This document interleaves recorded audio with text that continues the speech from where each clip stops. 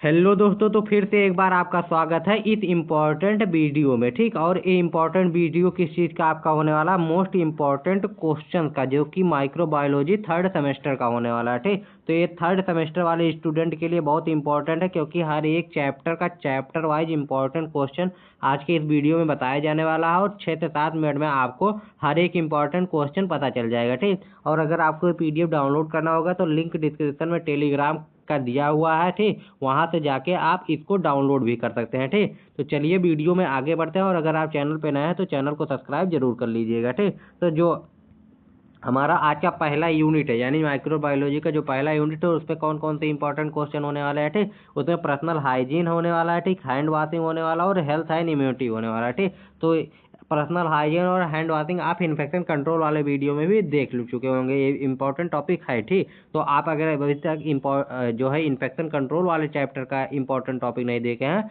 तो उसको भी देख लीजिए, उसका वीडियो आ चुका है। ठीक, प्लेलिस्ट बन गई, प्लेलिस्ट का लिंक डिस्क्रिप्शन में दिया हुआ है। ठीक, इसके बाद में आपका कोच जो है पॉस्टुल्स जो है, यानी कोच का पॉस्टुल्स जो है उसको भी पढ़ सकते हैं। ठीक, इसके बाद में आते हैं यूनिट सेकंड पे। यूनिट सेकंड इंपॉर्टेंट है। ठीक, फर्स्ट स्किप भी कर देंगे, चल जाएगा आपका, लेकिन सेकंड जो है describe the structure and classification of micro organism in detail. ठीक, इसको आपको पता होना चाहिए, और डिफरेंस वायरस बैक्टीरिया में क्या होता है, फंगी में क्या होता है, ये चीज़ें आपको पता होनी चाहिए। वायरस बैक्टीरिया और फंगी के बारे में आपको पता होना चाहिए। ठीक, इसके बाद राइट शॉर्ट नोट्स आपका क्या होगा, बैक्टीरिया कैप्सूल पे आपका शॉर्ट नोट्स आ सकता है। ठीक, फ्लैजिला पे आ सकता है, बैक्टीरियल सेल वॉल पे आ सकता है। ठीक, लेकिन इस पे कैप्सूल पे ज़्यादा चांस है। ठीक, in which phase of growth does sporulation occur. ठीक, यानी स्पोरुलेशन जो है वो ऑक्योर होता है, किस फेज में होता है, इसके बारे में भी आपको पता होना चाहिए। ठीक, इसके बाद अगला जो है हमारा describe the effects of the following factor on. ठीक,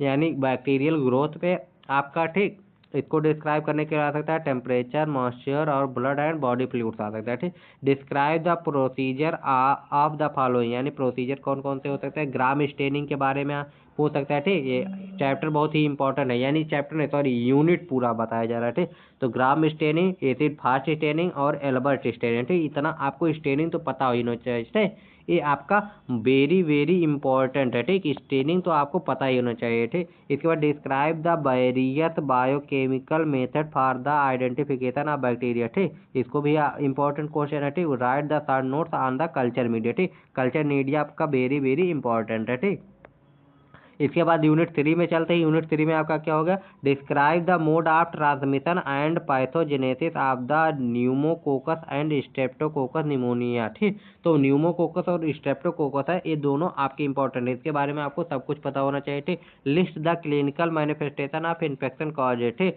यानी आपका जो है इन सब की जो है आपकी इन सब की वजह से जो भी इन्फेक्शन होते हैं उसके लिए आपका क्लिनिकल मैनिफेस्टेशन है, यानी साइन एंड सिम्टम क्या हो सकता है, इसको आपको याद रखना है। ठीक, डिस्कस इन ब्रीफ आप pathogenesis of the C diphtheria. ठीक, यानी डिप्थेरिया के लिए एज वेल एज इस्ट इम्यूनो प्रोफाइलेक्सिस। ठीक, यानी इम्यूनो प्रोफाइलेक्सिस आपका, ठीक, इसके बारे में आपको पता होना चाहिए। Right short notes on the following. ठीक, और इन सब पे आपका शॉर्ट नोट्स आ सकता है। ठीक, स्टेन पाइप बार बार कह रहे हैं, स्टेन बहुत इंपॉर्टेंट है। ठीक, तो इसको जरूर पढ़ लीजिएगा। ठीक, इसके बाद आता है describe in brief about um tuberculosis and TB. ठीक, यानी मेनिंजाइटिस ट्यूबरकुलोसिस और टीबी नॉर्मल ट्यूबरकुलोसिस जो होता है उसके बारे में आपको पता होना चाहिए। Right short notes on gonococcus हो गया, यन मेनिंजाइटिस हो गया। ठीक, बिडाल टेस्ट हो गया। ठीक, लैक्टोलोज हो गया। ठीक, इन सब के बारे में आपका पता होना चाहिए। ठीक, एक बार इसको आप चाहे स्क्रीनशॉट ले लीजिए या PDF जाके आप टेलीग्राम चैनल पे डाउनलोड कर सकते हैं। ठीक, तो इसके बाद अगर describe the pathogenesis and laboratory diagnosis आप होपलिंग कप। ठीक, ये उतना इंपॉर्टेंट नहीं है। ठीक, right short notes on the following. ठीक, इसके बारे में हर एक के बारे में आपको थोड़ा थोड़ा पता होना चाहिए। सिफिलिस हुआ, ठीक, BDRL हो गया। ठीक, इन सब के बारे में आपका पता होना चाहिए। लीजा के बारे में आपको पता होना चाहिए। ठीक, इसके बाद आपका pathogenesis and laboratory diagnosis of polio virus. ठीक, पोलियो वायरस मोस्ट इंपॉर्टेंट है, इसके बारे में आपको पता होना चाहिए। ठीक, इसके बाद आता है define vector, describe the mode of transmission and type of the plague. ठीक, प्लेग के बारे में भी आपको पता होना चाहिए। ठीक, ये इंपॉर्टेंट क्वेश्चन है, यानी मोस्ट इंपॉर्टेंट क्वेश्चन की सीरीज हर एक यूनिट से बता रहे हैं। ठीक है, इससे आपका जो है 80 to 85% क्वेश्चन इसी से फंसने वाला है, तो इसको जरूर एक बार ऐसे बेमन से लेकिन देख के जरूर जाएगा इन सब क्वेश्चन को, ठीक। डिफाइन इम्यूनिटी हो गया, ठीक। आपको इम्यूनिटी जो है, इम्यूनिटी डिफाइन करने के लिए आपका जो इम्यूनिटी वाला सा चैप्टर है इसमें देखिए आपका सब पूरा इम्यूनिटी आपका पढ़ा होना चाहिए, ठीक। Right the difference between the active acquired immunity and passive acquired immunity, ठीक। यानी आपकी इम्यूनिटी पे पूरी पकड़ होनी चाहिए, ठीक। उसके बाद आपका एंटीजन एंटीबॉडी वाला जो टॉपिक है उसमें आपका क्या, एंटीजन एंटीबॉडी क्लासिफिकेशन आपका पता होना चाहिए, ठीक। राइट शार्ट नोट्स, चाहे IgM हो, G हो, A हो, IG, तो यानी सबके बारे में आपको पता होना चाहिए, ठीक।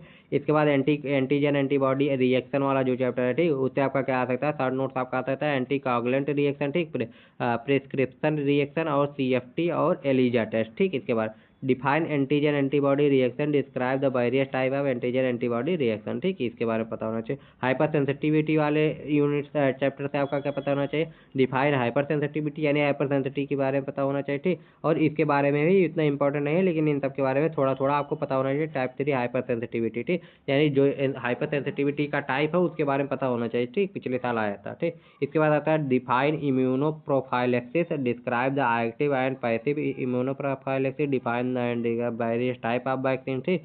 तो वैक्सीन के बारे में भी आपको प्रोफाइलेक्सिस चाहे कह लीजिए या वैक्सीन कह लीजिए, इसके बारे में आपको पता होना चाहिए, ठीक।